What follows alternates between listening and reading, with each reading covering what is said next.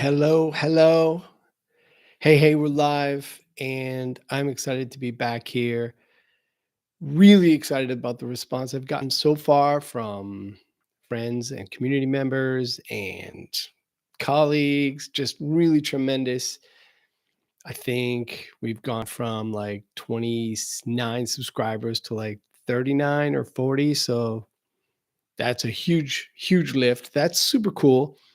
And had a couple people sign up for the pre-release discount of the course that launches today. I'll get to that a little bit later. First, I wanted to get to the topic. Like I said, we were going to bang out a topic, the top of each one of these episodes. And today's topic is Squarespacers, Squarespace designers. You have to choose. We have to choose, right? We have to pick a lane. I'm in a lot of communities, several of which are dominated by Squarespace community designers, especially those in the Circle community. And so it's not just the Circle forum or some of the Slack groups or other groups that I'm in. It's a theme. It's consistent throughout all of the communities. It's not specific to any one of them, but it is part of this shared reality. And I think a lot of it is because some of us are young or inexperienced, some of us are career changers, and others just coming at it with a mindset of freelancing and trading time for money. I know we're just trying to figure it out as we go and create a living, see if we are even starting a viable business. And that's fantastic. It's kind of how I got started 5 years ago. But at some point, we have to pick a lane. At some point, we have to decide what kind of life we want to build and how we want to have those conversations, and how we conduct ourselves in those conversations really is derivative of one basic choice. It's deciding if I'm a freelancer or a creator or an entrepreneur, CEO, a founder. What are we starting, right? It matters. It frames all of our conversations. And this comes to me because I've seen a few threads very recently in a few forums, in especially in Slack and in a circle, not Squarespace circle, but the community app circle, where designers are feeling like they're just hands, outsourced labor, that it's difficult to manage the account, that the client can be heavy-handed or offensive or difficult to manage. And some of that comes from how you've positioned yourself and some of the conversations that you've had in the past. So one thing I do as I talk to business owners and leaders as a founder, not as a freelance solopreneur or designer, I'm a founder. I run a legitimate business. That business earns my living. We have that in common. So I'm always careful to strike up conversation as a business owner so that I can align with our shared experiences and our shared struggles. And that helps position me as not just a partner in their success, but also as a partner in the game of entrepreneurship, shoulder to shoulder, instead of just being outsourced labor. That's sort of the framework of it. I've got a lot more about that I can and will get into the future.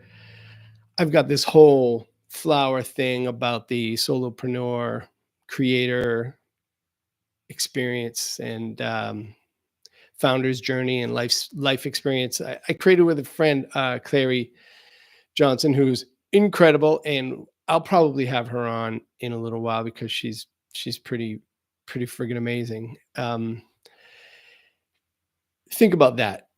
Think about what you're building and how you're going to decouple exchanging time for money. Because once you do that, you can really grow. Here's the biggest challenge you have as a freelancer. Ready? I'm going to spend 2 more minutes on this. Here's the biggest challenge you have as a freelancer is that when you're trading time for money, it's hard to earn more money because there are only a couple levers you can pull. One is adding time and one is charging more.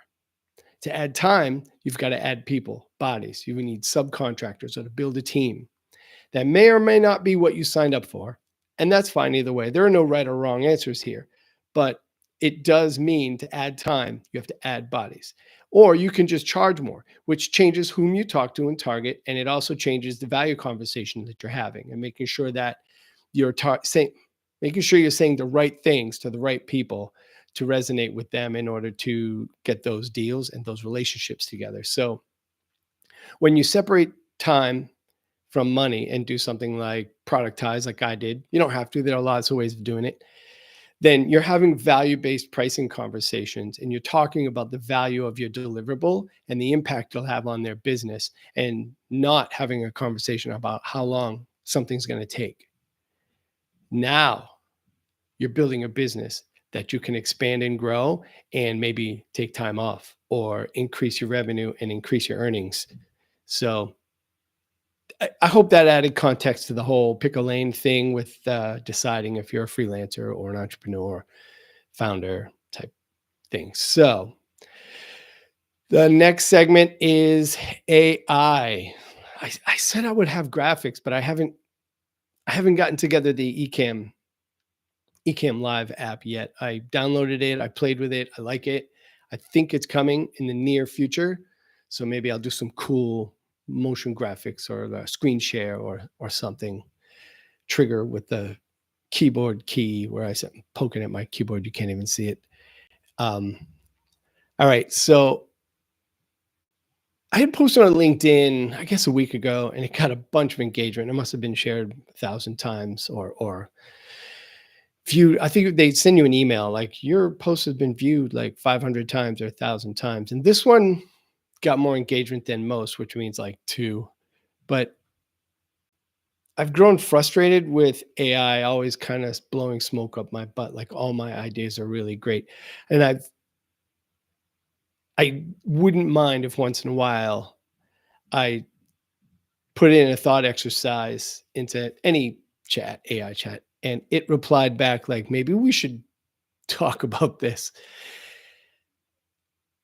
I would value more constructive interactions with it. So what I've done is made a habit, and this has only been going on for a couple of weeks, made a habit of prompting for critiques or challenges to the ideas. So thought bubble, let it say, oh, that's an amazing idea. You're incredible. Awesome. And here's some more things that you asked for. And then there's often a follow-up question like, what are you going to do with it? Oh, that's fine. I've got follow-up prompts that I've been kind of saving in a note where I'm like, all right, pick holes in this. Are there trademark challenges? Are there process challenges? Are there challenges with the naming or the audience or something I'm not getting or understanding? Like asking it to pick holes in whatever I just shared has really helped improve the quality of some of the outputs. It does add a few steps, not great, but not the end of the world either. So that would be something I would think about going forward is trying to figure out how can we contextualize, or not that, how can we improve the quality of our interactions with an application that just wants to praise us and blow smoke, and it's not always helpful. Sometimes as a friend, you need to tell someone that's a bad idea, or ask a question like, have you thought that through? So that's my thoughts on it. Here is what's poppin'. Here's the what's poppin' segment. I know it's a terrible name. I'm still workshopping it. The course on how to review design, the principles of design, is about to launch. It's all done and recorded. If I'm hung up on anything, it's where do people go when they complete it? What do I have to offer ongoing? Because the thing about design reviews is there are so many scenarios. A course couldn't possibly cover them all, right? We're talking about people skills here.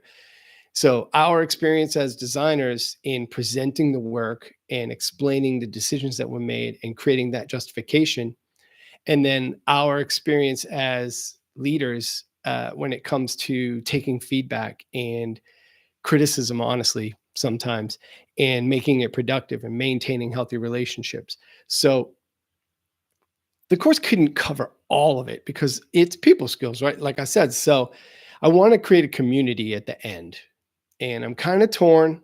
I'm pretty sure I'm stuck on a name, although it flies adjacent to a name of another thing that I participate in, that I've asked that leader if he's totally cool with my name. If he says yay, I'll be super excited. It's my first choice. If he says nah, totally comfortable with it, bro, I'll be like, totally fine. Totally fine. Second choice, here we come. And honestly, I want to go with Slack, even though I know it's super expensive. I do kind of want to go with Slack just because it doesn't break my workflow, if I'm being perfectly honest and probably perfectly selfish. I do like the idea of not using something that breaks my workflow. I'm in some communities in apps like Circle, School, and Discord, and all of them, not so much with Discord, but all of them for the most part have super low engagement unless the owner of the community is like a super celebrity. I was in Pat Flynn's community for a little bit, for 6 months, a couple years ago, and tons of engagement. But he's Pat Flynn. Of course, he gets tons of engagement. So other communities that I'm in, especially in Circle, it's ghost town in there, man. Ghost town. So I don't necessarily want that because I feel like the value isn't great. So if I'm engaged doing it, if I'm engaged with it, maybe others would engage more too. And I have seen more engagement in Slack communities that I'm in, even though it's ridiculously expensive. So maybe I have made up my mind and I just haven't talked myself into figuring out a way to make the business case, because I only want to charge what I charge for the course, right? Which is $47. The course is going to be $47. And then the community is going to be $47 a month. And it's going to be a monthly call, group call. I'll lead it and I'll have a topic every single month. It's going to be, I think, pretty engaging. And then access to the Slack group where peers can say, hey, how do you present this, or check my work, or, whatever we want to talk about from a design review meeting call standpoint. Yeah, I think I've made up my mind. Now I just got to figure out how to use Make or Zapier to connect Squarespace memberships with Slack or Discord. But all right. Last segment, and I'm flying through these. Holy cow, it's 13 minutes. The last one went 30 minutes, but I did have Henry Purchase on here, and now I'm all alone, just me, myself, and I, which is fine. This is actually how I expected this to go. So, all right, I was just on the Macpreneur podcast with Damien, the host, and I'll link to his channel. He posts them here on YouTube. I was just on his Macpreneur show. We recorded that back in November, and it published 2 weeks ago, I think. And I listened back to it, and then I posted about it on my blog at waynepelletier.com. And I got to thinking about it, and I went back and listened to one segment, and something interesting came to mind that I haven't really solved in the past. And if anything, if there's any fragmentation in my workflow on my desktop, my laptop computer that's hooked up here to a monitor, right? But if there's some breakage, it's that my iPhone and my MacBook have reminders, and reminders is fantastic. And I use Apple Mail. So I'm like, hey, easy to save stuff.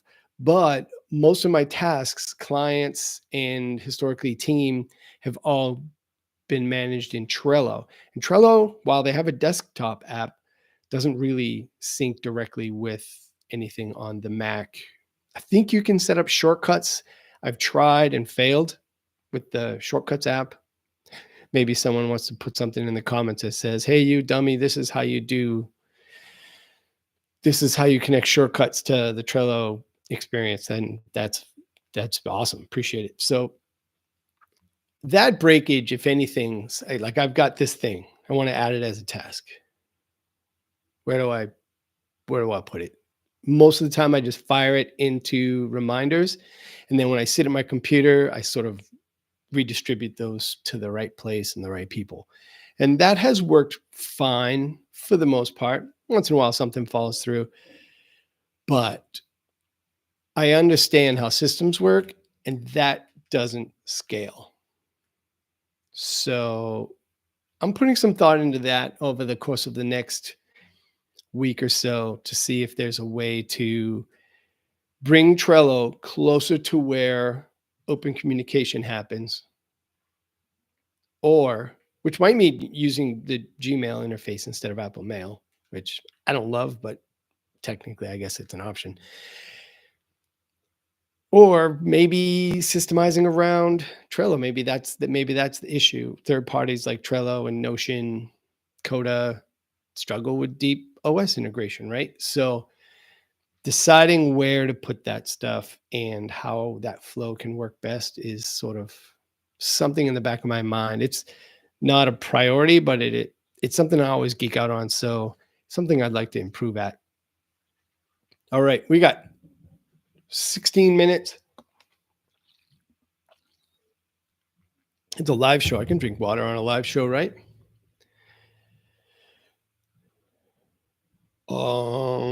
Okay, I think that's what I've got to cover today. I want to see if I missed anything. Check my notes.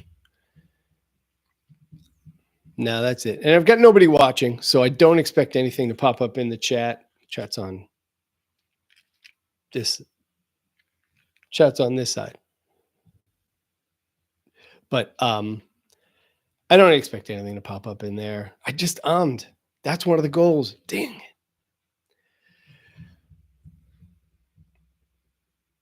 Yeah, that no. Okay. I don't have much more to say here, but if you have questions about the pick a lane stuff, as Squarespace designers try to choose what kind of business they want to run to build their future, I have some book recommendations. Maybe I'll drop those in the comments in the description once this publishes. No affiliate links with those. I just put them in there. No funny stuff, Lebowski. I think that'll be helpful, right? So there are definitely book recommendations and thoughts on that. So anyway, hey, thanks for watching. Like and subscribe for updates to catch future episodes. Subscribe, and maybe I'll try to find a system that does a good job of notifying people that I'm about to go live. There's an idea. There's something else to do because I don't have enough to do. Anyway, peace, y'all. I will talk to you soon.